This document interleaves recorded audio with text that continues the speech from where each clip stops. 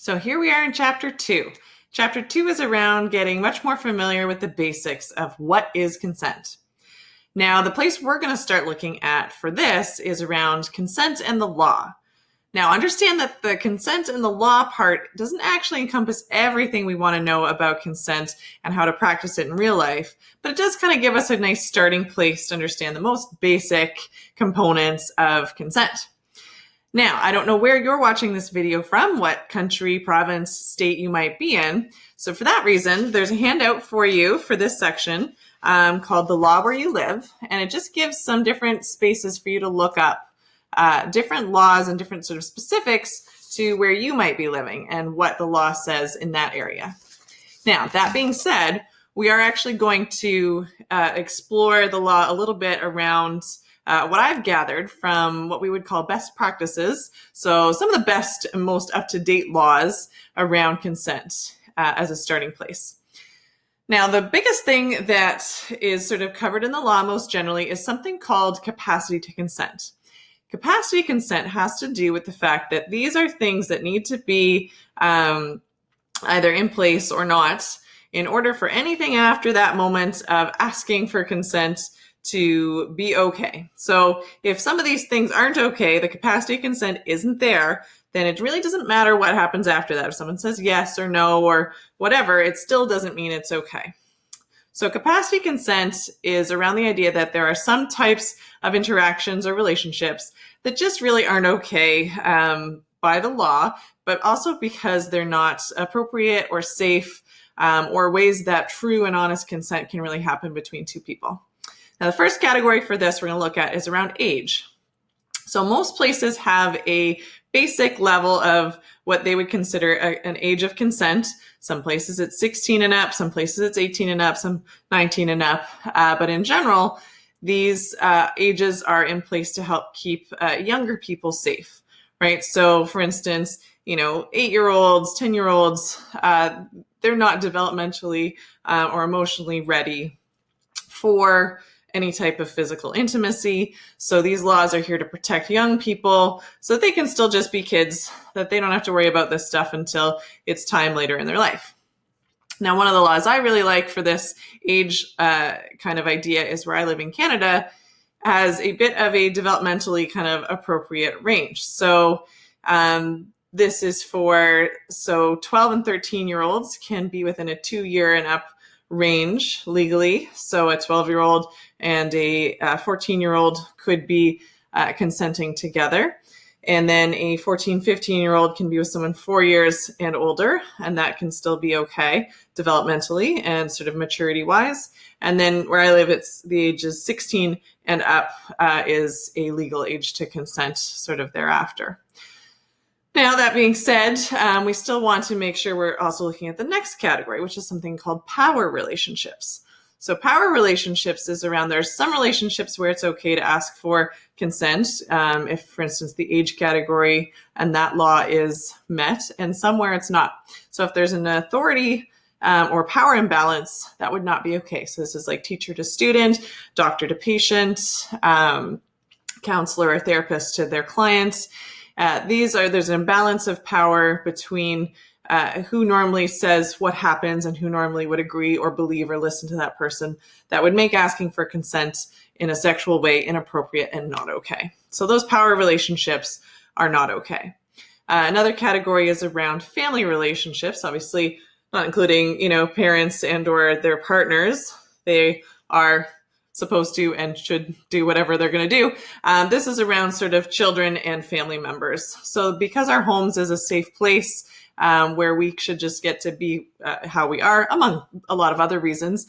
But there's lots of reasons why family relationships, so aunts and uncles to children, parents to children, cousins with each other in most places are not okay. And it's sort of a not appropriate or safe way to engage with each other. So that's not okay.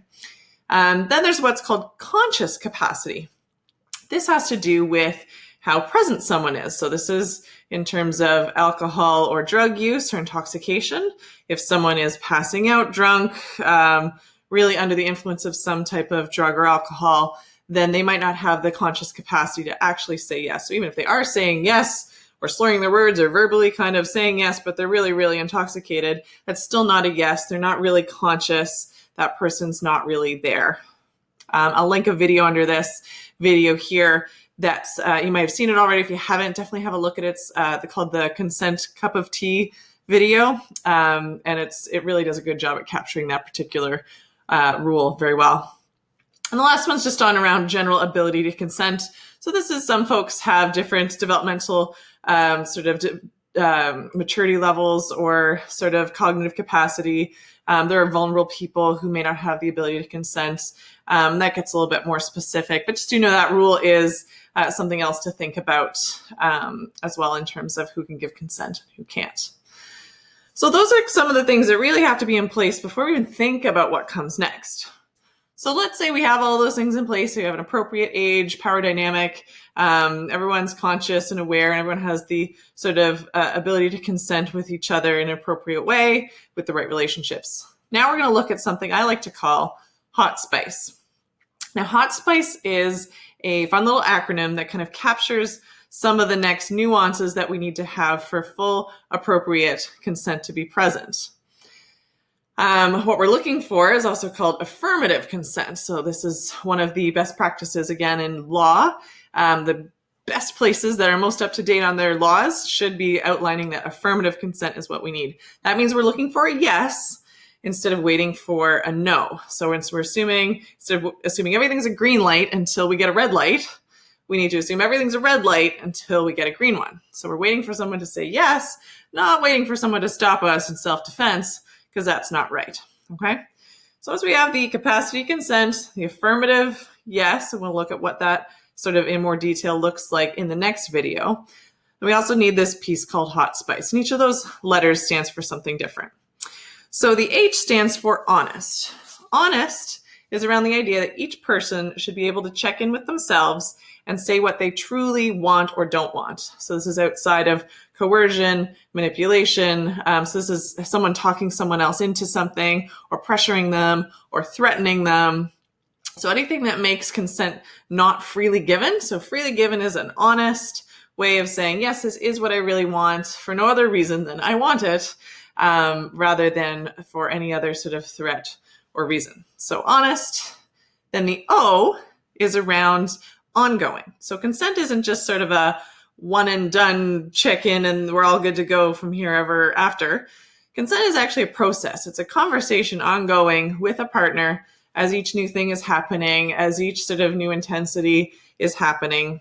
So, if you ask for consent and get it for, let's say, you want to make out on the couch together and both people are into it, but then someone wants to start using their hands on a certain part of their body, that needs to be another piece of consent that's ongoing in the interaction as things change. So we have honest, ongoing, and then the T is for talked about. Talked about captures the idea is the fact that we have to use our words, not just body language. So remembering things like TV and movies, those actors have the scripts written for them off screen, and they've already decided and agreed on verbally what they're going to be doing in the scene that you see on TV. So you often don't see actors necessarily talking through what they're about to do with each other. It just magically happens. Remember, that's the beauty of scripts. In real life, we have to kind of write our scripts with our partner as we're going. So we need to use our words, and our words have to match the body language that we're seeing. We'll talk more what that looks like in the next video too. So talked about, don't just rely on the look, whatever that look you think means. Usually we guess wrong, right? What look in someone's eye means I'm good to make out, and which one means I'm down for oral sex, and which one means let's have intercourse. That's something that you can't just tell with a look. You need to actually have verbal consent, someone saying yes to whatever that is. Now into the SPICE part of the acronym. The S stands for specific. So this has to do with the who, what, when, where, why, and how.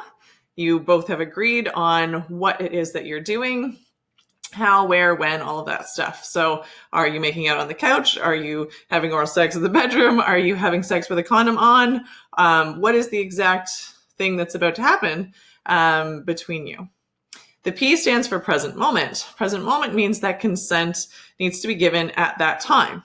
That doesn't mean that earlier in the day, if someone said, yeah, we should totally do whatever later tonight, and then it's later tonight, you have to check in again. Things can change between a couple of hours, a couple of days, or even sometimes a couple of minutes, right? You in one room and you walk back to another one together, someone might have some feelings or emotions come up, and you might need to check in with them again to make sure that in that moment, right before the thing's happening, you have present moment consent. It has to be also from the person themselves. Remembering friends can't consent for other friends. So someone's saying like, so-and-so is really into you, wants to go hook up, in the other room. That's not actually consent. It has to be from the person themselves in the moment. The I then stands for informed. Informed means that we have all the necessary information to safely engage with a person in some sort of sexual intimacy. So we have everyone's correct age, everyone's correct sort of relationship status, any risk factors, so that if someone has an STI or is at risk of passing on some sort of sexually transmitted infection, that's what STI stands for, that we know that, we've disclosed that with our partners. We also have agreed on what our contraception is if we're using one for safe sex or safer sex around, again, condoms, birth control, and things like that. The C then stands for changeable. Changeable means that consent can be withdrawn at any time. So even if someone says, yes, totally into this, let's, have intercourse, and then that starts happening, and partway through that person starts to feel upset or not okay or wants it to stop and says, listen, I need this to stop. Consent has now been removed, even though it was given before. The moment it changes, it's changeable. Then now the activity has to stop and should not proceed anymore. So at any given moment, consent can be changed. So whether you're in a long-term relationship and you've had lots of different types of intimacy, doesn't mean you have to have any going forward. Just because you've had sex before doesn't mean you have to have it again with that certain partner. It's always changeable, again, tied into that present moment thing as well. Lastly, the E stands for enthusiastic. Enthusiastic means we need that affirmative yes, and we want it to be like, yeah, like someone wants to be there with us. We don't want a hesitant or like a sad or a scared yeah, or maybe yes. It has to be like, yeah, we're in this. We're excited to be here. And there's reasons for that, and we'll look a little bit more at that in a later video as well.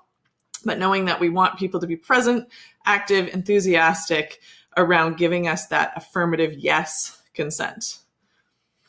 So you have two handouts on top of the one we just looked at, and that's this one here. So it gives you sort of a space to fill in and track what all that is around each of those letters, what it stands for, some sort of questions you can ask yourself to make sure you have that element of consent with a partner. And because I really want to make sure you guys have this part right, I have given you an answer key as well to make sure that you can use that as your reference. Make sure you are on track with what you've jotted down for yourself. So you can always check in on that, print it out, review it, keep it somewhere where you can always look back on it. So from here, we're going to look next at chapter 3. This is around communicating with consent. What does it look like, sound like? How do we ask for consent? And a whole bunch of other things. So I'll see you around there real soon.